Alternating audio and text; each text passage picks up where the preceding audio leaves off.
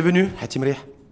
Merci Rachid. Je rappelle que vous êtes président national du CJD, le Centre des jeunes dirigeants depuis 2017. Hatim Rih, donc c'est la rentrée. Exactement. C'est la rentrée politique, la rentrée parlementaire au mois d'octobre, mais c'est la rentrée au sens large et économique. Donc vous, là, dans cette rentrée, on dit que le contexte est un peu compliqué, un peu tendu. Voilà.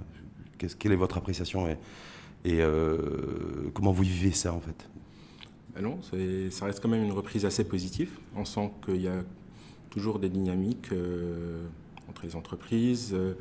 Le feedback que j'ai de nos dirigeants, c'est que il y a eu pas mal de choses il y a pas mal de choses qui bougent, donc ils sont assez contents. Donc globalement, vous c'est une rentrée voilà, c'est-à-dire dans un secteur d'activité bien précis ou c'est dans l'économie en général? Je pense que c'est l'économie en général. On touche peut-être pas tous les secteurs, mais en tout cas les secteurs qui sont représentés dans notre centre sont quand même assez contents de cette rentrée. Donc ça veut dire que c'est essentiellement le secteur nouvelles technologies, le digital, c'est l'industrie, je ne sais pas, je vous pose le... Non, il y a un peu de tout.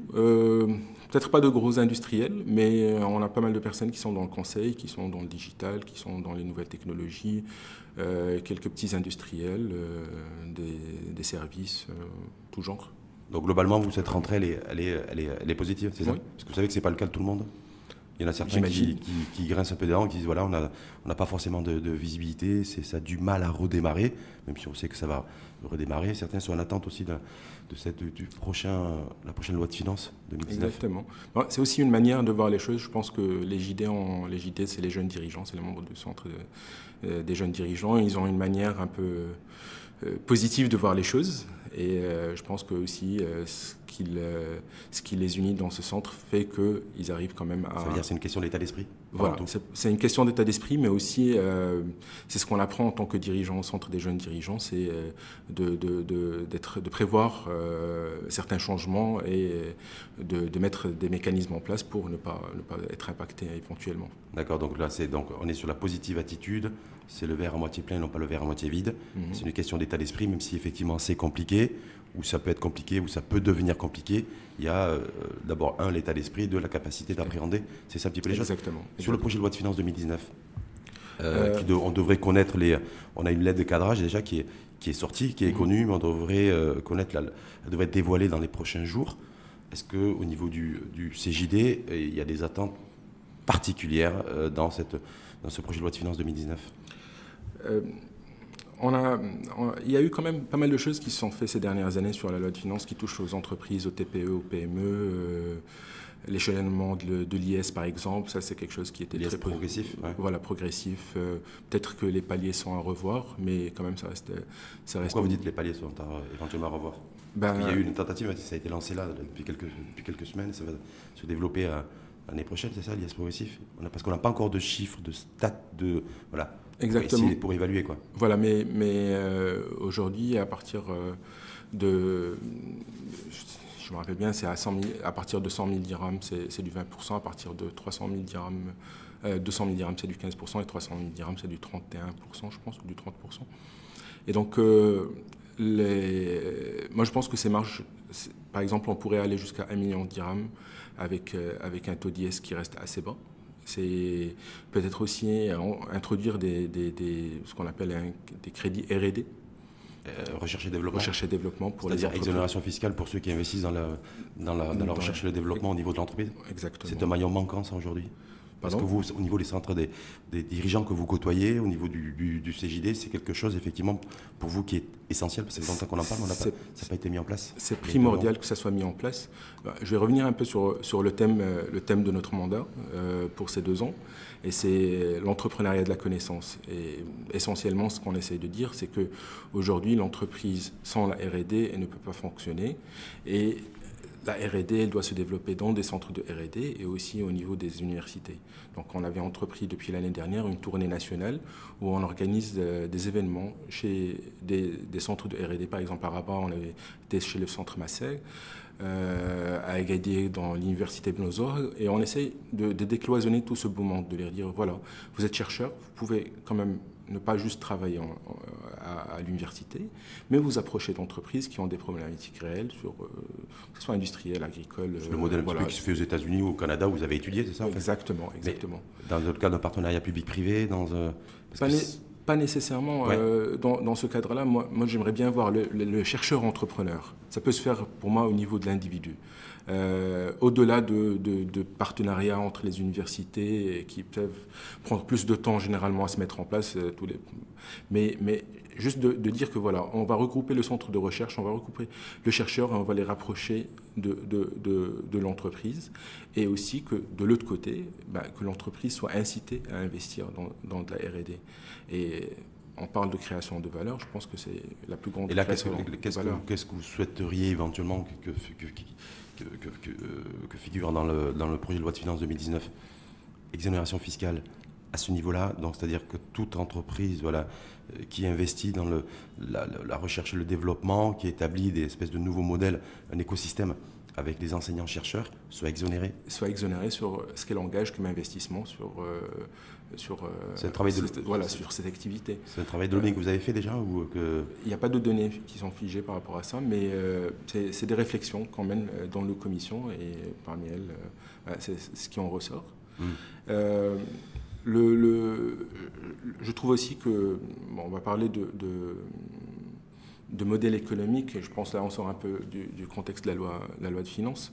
Même s'il y a un lien. Hein. Il y a toujours un lien, voilà. La loi de finances, c'est un peu ce qui donne le là pour l'année, et comment, sur le plan économique et sur ce qu'on pourrait prévoir. Mais ce qui nous tient à cœur en tout cas, c'est de dire qu'on veut démocratiser la création de valeur. C'est-à-dire, aujourd'hui, la création de valeur, elle se fait au niveau d'entreprises, de grandes entreprises qui ont les moyens ou d'investir dans des cadres ou des compétences. Et au niveau de la petite entreprise, ça se limite au petit nombre de salariés qui sont dans l'entreprise. Moi, je voudrais que ça devienne individuel. On parle aujourd'hui de talents marocains qui s'exportent, qui vont un peu vers la fuite des cerveaux. La fuite des cerveaux, exactement. C'est-à-dire qu'aujourd'hui, on a des talents marocains, et ils sont là. Ils sont capables de créer de la valeur à titre individuel, en dehors de l'entreprise. Et je pense qu'on devrait plus se développer vers ce type de modèle, mais essayer de les garder quand même chez nous. Ne pas les pousser à aller ailleurs. Le fait qu'il y a c'est essentiellement des ingénieurs d'ailleurs. Entre autres, c'est pas que les ingénieurs. Il y a eu des chiffres qui ont circulé de 600 ingénieurs qui auraient quitté le pays, ou qui quitteraient annuellement le pays. Chaque année, on est à peu près sur un rythme de 60 par mois. Est-ce que c'est inquiétant pour vous? C'est très inquiétant. Ah bon? C'est très inquiétant parce que les raisons pour lesquelles ils partent ailleurs ne sont pas d'ordre uniquement économique. C'est-à-dire ce n'est pas lié au salaire ou aux avantages ou à l'ambiance dans la société dans laquelle ils travaillent. Ça porte sur autre chose. C'est des soucis de couverture sociale, de services liés aux citoyens, notamment l'éducation.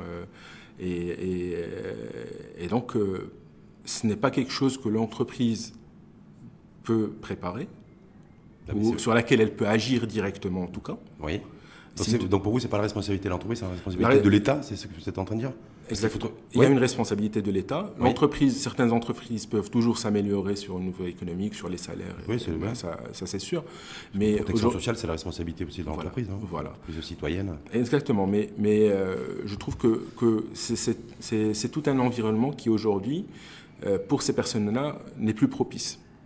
Donc on est sur l'environnement cadre de vie. Cadre de vie, mais est-ce que en fait, la fuite des cerveaux, parce que c'est un petit peu comme ça que c'est présenté, on a toujours eu ça existe depuis toujours, même si on nous dit que le turnover est un peu plus élevé là, depuis 2 ans, voire depuis 2017. Mais est-ce que toutes les économies, me semble-t-il, les économies d'ailleurs essentiellement dynamiques, ont l'exportation comme ça de leurs talents et de compétences, et qui partent vers les États-Unis ou vers l'Asie, vers Singapour, quand on voit un petit peu. Donc est-ce qu'on doit être interpellé par ça, ou se dire aussi, c'est aussi peut-être le signe de dynamique qu'on connaît aussi aujourd'hui, peut-être pas suffisante, mais en tout cas, je ne sais pas, je vous pose la question. Oui. Moi, j'aborderai la chose déjà par un premier point. C'est ces personnes-là qui quittent le Maroc, aussi, ils ont une responsabilité vis-à-vis de leur pays. On n'est pas citoyen que par nom. Et donc, si les choses ne vont pas bien ou doivent s'améliorer, ben, on doit participer à ce changement et à cette amélioration. Donc, il y a une part de culpabilité qui leur est due.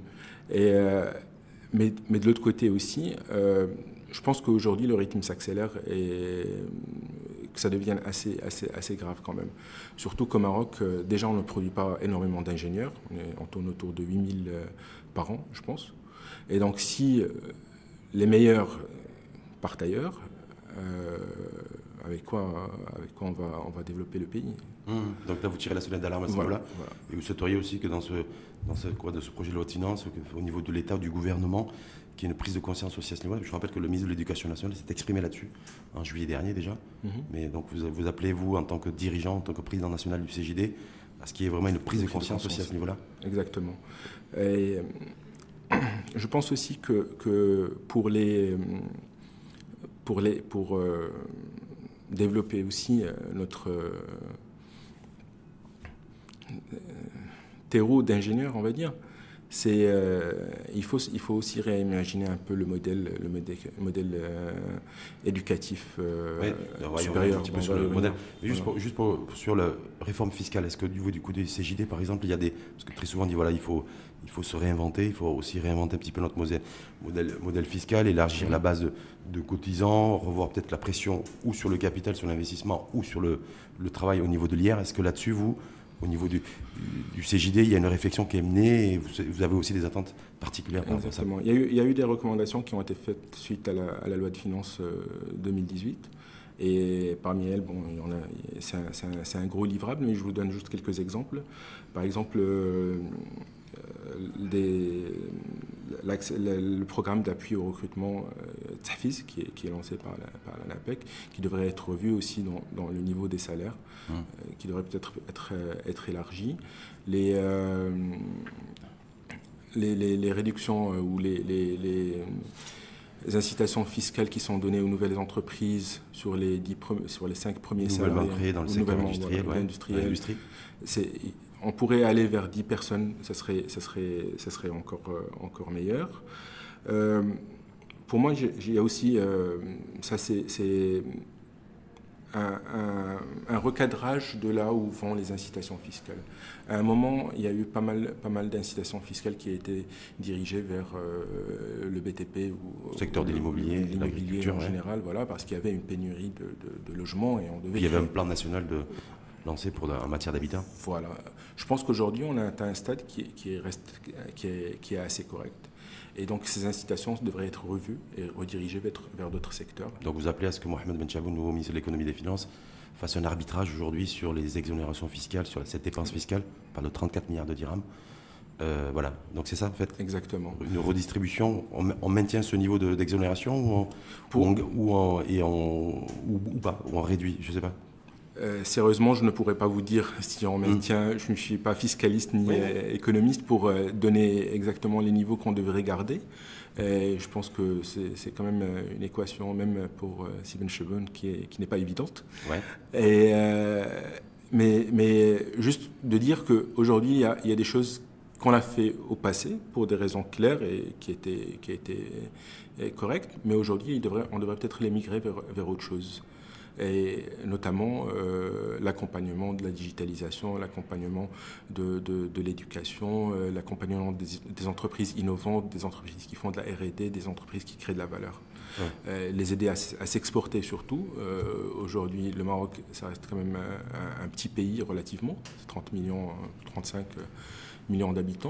Donc c'est un marché qui n'est pas énorme pour de la consommation locale. Et on doit aller chercher d'autres leviers de croissance à l'extérieur de notre pays. Donc il faut encourager l'innovation, la digitalisation pour attaquer de nouveaux marchés et être compétitif sur ces nouveaux marchés. Déjà, le niveau de vie permet d'être compétitif par soi. peut-être pas comparé à l'Inde ou d'autres pays, mais on reste quand même très compétitif. On a une proximité vis-à-vis de l'Europe, on a une proximité, on est plus proche de l'Amérique du Nord que l'Inde qui est de l'autre côté. On a quand même une demi-journée de travail en commun. Mais tout ça, encore faut-il être en capacité de capitaliser aussi sur voilà, il faut capitaliser sur ça. Juste sur la fiscalité, est-ce qu'au niveau du CJD, on nous dit voilà, parfois qu'il y a une pression fiscale sur le travail, et sur l'IR qui est élevé ou trop élevé ou qui serait trop élevé, est-ce que vous avez une position là-dessus? On n'a pas de position là-dessus, on a plutôt une position sur la pression que subissent les entreprises qui payent leurs impôts. Aujourd'hui, je pense que la direction des impôts devrait plus se concentrer sur l'informel et essayer de voir ce qui se passe dans ce secteur-là et de récupérer de l'argent là-dessus qu'en taxant encore plus les sociétés qui payent leurs impôts avec des contrôles qui peuvent ne pas être ou être justifiés. Donc en fait, elle s'intéressait beaucoup plus à l'informel qu'au secteur formel. Exactement. Mais bon, pas vous, là, en termes de pression fiscale, c'est pas quelque chose qui revient chez les dirigeants d'entreprise. Et je voulais aussi vous faire réagir là-dessus parce qu'en préparant l'émission, vu que la Confédération marocaine de la TPE et la PME a émis un souhait en fait, dans cette nouvelle loi de finances 2019 et appelle à la création d'un fonds public pour le financement. Parce qu'on dit très souvent que voilà, il y a le foncier, mais il y a avant tout la question du financement et de la trésorerie aussi avec les délais de paiement sur lesquels on reviendra tout à l'heure. Voilà, est-ce que un fonds public pour le financement, est-ce que pour vous ça peut être est-ce qu'au CJD vous partagez ce point de vue? Est-ce que ça peut être intéressant? Je pense que ça peut être une très bonne chose pour le financement des entreprises. C'est surtout pour les toutes petites entreprises, le financement est quasiment inaccessible. Inaccessible parce que les banques ne veulent pas prêter ou parce que le projet est bancal? Parce que quand on discute avec les banquiers, ils disent moi, vous savez, s'il y a un modèle économique, un projet qui tient la route, on finance. On n'est pas fou. Pas sans garantie. Pas sans garantie. C'est ça, au fait, la banque elle a besoin de garanties. C'est pas du venture capital, ils ne prennent pas du risque. Donc, et malheureusement, les petits porteurs de projets, c'est pas des gros projets. Ils n'ont pas besoin de sommes énormes, mais quand même, ils ont besoin de garanties. Que ce soit un terrain, une maison, dont ils ne disposent pas. Et c'est là où ça bloque. Je suis d'accord que sur des projets sur des gros projets où il y a des garanties, où il y a d'autres acteurs qui peuvent aussi garantir, comme la CCG ou autre, et bien sûr les prêts ils se font.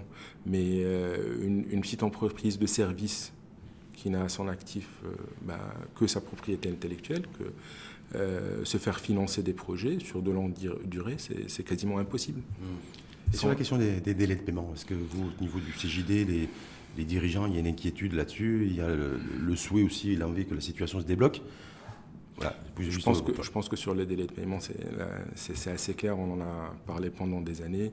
Il y a un problème là-dessus qu'il faut régler. Il y a la loi qui a été votée en 2016, je pense, voilà, sur les délais de paiement. Malheureusement, aujourd'hui, ça ne concerne que les ministères et non pas les établissements publics. Alors que le budget des établissements publics est 3 fois le budget des ministères, donc c'est les plus gros donneurs d'ordre. Mais moi, on en a discuté longuement sur comment porter cette loi vers les entreprises privées. Parce que aussi, ça reste des gros donneurs d'ordre. Et je pense qu'il y a une manière de faire ça, d'inclure les délais de paiement parmi d'autres mesures qu'on pourrait demander à ces entreprises de respecter une sorte de charte. Charte d'éthique. Charte éthique, charte de bonne entreprise, et qui lui permettrait de continuer à bénéficier de certains avantages. Par exemple, le SMIC aujourd'hui, ça reste quand même assez bas. Moi, j'aimerais bien voir un SMIC plus élevé. C'est-à-dire un salaire minimum plus élevé? Pardon? Voilà, un salaire minimum plus élevé. Mais si demain il y a un salaire minimum plus élevé, est-ce qu'il n'y a pas le risque d'avoir le fait de perdre en compétitivité, la compétitivité Maroc, la signature Maroc en la matière, en devenant un pays cher? Déjà, a priori, on serait peut-être plus cher que des pays comme la Pologne, par exemple. Donc, je pense que sur certains secteurs, on est déjà plus cher que la Pologne. Par exemple, sur tout ce qui est nouvelles technologies, on est plus cher que la Pologne déjà. Au Maroc aujourd'hui? Aujourd'hui. La Pologne, la Slovénie, enfin plusieurs pays de l'Europe de l'Est qui arrivent à vendre à des tarifs très très bas. Donc je ne pense pas que, mais même aujourd'hui, je pense qu'en productivité, moi je dis, on pourrait imaginer un salaire minimum plus élevé, mais donner ça comme une incitation. Ok, vous êtes une grande entreprise, vous voulez garder les salaires moyens assez bas, en contrepartie, vous vous engagez sur une manière de gérer votre société, c'est-à-dire sur des délais de paiement raisonnables, sur des avantages sociaux que vous offrez à vos salariés, sur plusieurs axes. Et ça va permettre de responsabiliser ces sociétés et de les tenir un petit peu par cette carotte qui est les avantages qu'on vous donne, que l'État donne à ces structures. On a toujours besoin de ces grandes entreprises comme le locomotive de l'économie marocaine, mais en même temps, il faut qu'il y ait quelque chose qui revienne un peu aux salariés de ces entreprises. Très souvent, ces entreprises-là, sensiblement, elles sont souvent décrites en disant voilà, c'est les mauvais payeurs, c'est eux, quoi.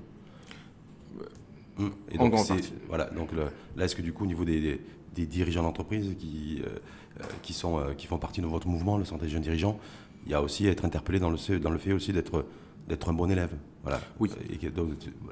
Être membre du CJD, c'est aussi c'est un état d'esprit, c'est des valeurs à respecter. Et je ne pense pas qu'un de nos membres fasse ce genre de choses. C'est-à-dire, il faut comprendre pourquoi ces entreprises payent tard ou payent mal. Ils voient la petite entreprise comme une ligne de crédit, au fait. Donc, se faire financer par des petites entreprises qui font des travaux et qui vont être payées une année plus tard. Ça, c'est pas normal. On ne peut pas leur en vouloir. Économiquement, et dans le monde capitaliste, ça a du sens, quoi. J'ai un crédit de X millions sur une année, sans intérêt, c'est excellent. Mais si on reprend les valeurs, si on revoit le côté humain de la chose, on voit bien que c'est pas des choses à faire. On voit bien aussi qu'on est en train de tuer ces petites entreprises. Comme je vous disais, une entreprise de service qui décroche un marché à 1 million de dirhams, avec des salaires derrière qui tombent tous les mois, d'où est-ce qu'elle va aller chercher, sachant qu'elle va se faire payer un an plus tard. Surtout qu'on est dans une dynamique aujourd'hui où le chef de l'État a appelé un changement de modèle. Exactement. Donc là, est-ce que là aussi, au niveau du CJD, il y a une réflexion qui est menée dans ce sens et dans ce changement de modèle, quid de la place de l'entreprise responsable, de l'entreprise citoyenne, l'entreprise qui produit. Exactement. Et qui forme aussi, parce qu'on demande aussi à l'entreprise de former aussi les compétences. Exactement. Bon, on a parlé un petit peu du thème de ce mandat qui est l'entrepreneuriat de la connaissance, et ça se rapproche un peu de l'économie de la connaissance. Et l'économie de la connaissance, c'est tout simplement 3 piliers. C'est la R&D, la formation et l'innovation. Et ça, c'est 3 piliers qui doivent être intégrés dans la structure de l'entreprise. C'est-à-dire qu'aujourd'hui, nos entreprises doivent avoir un département d'innovation, un département de R&D et un département de formation. On parle aussi, pourquoi la formation aujourd'hui, la formation elle est encore plus capitale que jamais. On parle de cette 4e révolution. Quand on parle de formation professionnelle. Formation générale, il faut nuancer. Oui, il y a une formation professionnelle, mais il y a aussi une formation métier, donc il y a une formation avant. Non, après. Après la formation professionnelle. C'est la formation qui va permettre. Je régresse un petit peu. Bien sûr. On parle de révolution digitale, la 4e révolution industrielle, et on se dit que dans la prochaine génération va changer d'emploi, de type d'emploi, et non pas de poste, 5 à 7 fois pendant sa carrière. Ça veut dire l'emploi à vie, c'est fini. Voilà. Et c'est des métiers totalement différents. À chaque fois. Et la plupart, on ne les connaît pas d'ailleurs. La plupart, on ne les connaît pas. Voilà, sur les 7, on ne connaît pas 5. Donc, l'intégration de la formation continue au sein de l'entreprise, c'est primordial parce que c'est comme si on ne fait pas ça, c'est comme si on disait à ses salariés, le jour où j'aurai plus besoin de vous, ou le jour où votre métier n'existera plus, vous allez vous retrouver à la rue. Et ça, c'est financé par l'entreprise ? Bien sûr que ça doit être financé par l'entreprise. Est-ce que l'entreprise aujourd'hui a les moyens de financer une formation continue au sein de l'entreprise ou pas ? Je pose la question. Ça devrait l'être, parce que c'est un cercle vertueux. Il faut qu'il y ait aussi une incitation fiscale de l'État aussi. C'est toujours pareil. Éventuellement, il y aurait une incitation fiscale, mais moi, je crois réellement que si une entreprise peut créer de la valeur et dans cet état d'esprit d'innovation et de R&D, automatiquement, elle veut elle-même former ses cadres parce que ça va compléter la roue et revenir vers de l'innovation et vers de la R&D et aller de l'avant, imaginer de nouvelles choses. C'est aussi, on va revenir au manque de trésorerie ou de financement. C'est ce que je me dis. Voilà, aujourd'hui un dirigeant qui a des problèmes de trésorerie ne peut pas avoir une vision stratégique parce que tout ce qu'il a dans son quotidien. Là, il est amené à penser comment je vais faire à la fin du mois pour payer mes salaires. Voilà. Ou mes fournisseurs ou autre. Voilà, ses charges. Et donc, lui donner ce confort d'être dans une situation confortable où il peut penser à développer sa société, à comment former ses salariés, à comment trouver de nouvelles idées ou de nouveaux marchés et autres, ça revient aussi à avoir un financement stable de l'entreprise et donc des délais de paiement raisonnables et ainsi de suite. Justement, par rapport à la formation, donc vous utilisez formation au préalable, il y a juste une petite question parce qu'elle est un peu d'actualité aussi sur l'éducation. Donc il y a une refonte graduelle de notre système éducatif. Vous avez vu comme moi, polémique ou pseudo-polémique, ça peu importe, je ne sais pas quel est votre point de vue là-dessus, sur l'introduction du terme d'Arija, par rapport à l'école. Voilà. Est-ce que là, parce que quand je vous écoute attentivement, depuis tout à l'heure, je me dis, on est vraiment très très loin, on est sur d'autres enjeux, quoi. On a l'impression qu'on est sur des galaxies complètement différentes et sur des parallèles. Voilà. Je pense que c'est un discours qui n'a pas réellement lieu d'être. Ça reste mon point de vue personnel. Je pense qu'il y a des problématiques beaucoup plus réelles, comme le niveau d'éducation qu'on a aujourd'hui. Et je pense que tous les efforts devraient aller dans le sens de développer le système éducatif et non pas de critiquer qui est un ou deux. Peu importe la langue, en fait. On ne peut pas rentrer dans ce débat de langue. De langue ou autre. Pour moi, choisir la chose la plus simple pour pouvoir... La langue reste quand même un moyen de communication, un moyen de faire transférer du savoir d'une personne à une autre, ou d'un livre, ou d'un support vers la personne. Et donc, quelle que soit la langue qu'on choisit, ça va se faire. En parlant de langue, d'ailleurs, pour moi, une des choses qui est aussi primordiale pour développer le système éducatif, c'est d'introduire le développement, le langage, le code, quoi. Coding, quoi. Coding, voilà. Apprendre le développement, apprendre les langages de développement, pour moi, c'est aussi primordial que d'apprendre une langue étrangère aujourd'hui. Et on a vu d'ailleurs une initiative qui est très intéressante, c'est l'école 1337 à Kharibga, par l'OCP, qui reprend le modèle de l'école 42. Et je trouve que c'est vers ce genre de modèle qu'on devrait plutôt migrer. C'est de l'apprentissage en pair, c'est de l'apprentissage en groupe. Et vous savez que sur le modèle, il n'y a pas d'éducateur, il n'y a pas de prof dans cette école. Il y a un staff, je sais que pour l'école, je n'ai pas les chiffres pour l'école de Kharibga, mais je sais que pour l'école 42, ils ont 4000 élèves et ils ont un staff de 10 personnes. C'est des administratifs. Donc, un modèle économique là, qui est complètement différent de celui qu'on a aujourd'hui au niveau de l'école. Mais je pense qu'aujourd'hui, il faut que les choses se fassent en parallèle. Il y a un stock aussi à gérer aujourd'hui, donc des gens qu'il va falloir former. Pourquoi on ne se fixerait pas des objectifs assez ambitieux pour dire pourquoi nous n'aurons pas 1 million de développeurs ou d'ingénieurs à l'horizon 2020 ou 2022. Tous les développeurs, ils manquent aujourd'hui. Ils sont déjà sur le marché. Exactement. Et c'est la raison pour laquelle aujourd'hui la France, pour prendre un pays comme exemple, ils viennent piocher des ingénieurs et informaticiens ici au Maroc. Formés au Maroc avec les deniers publics marocains. Exactement.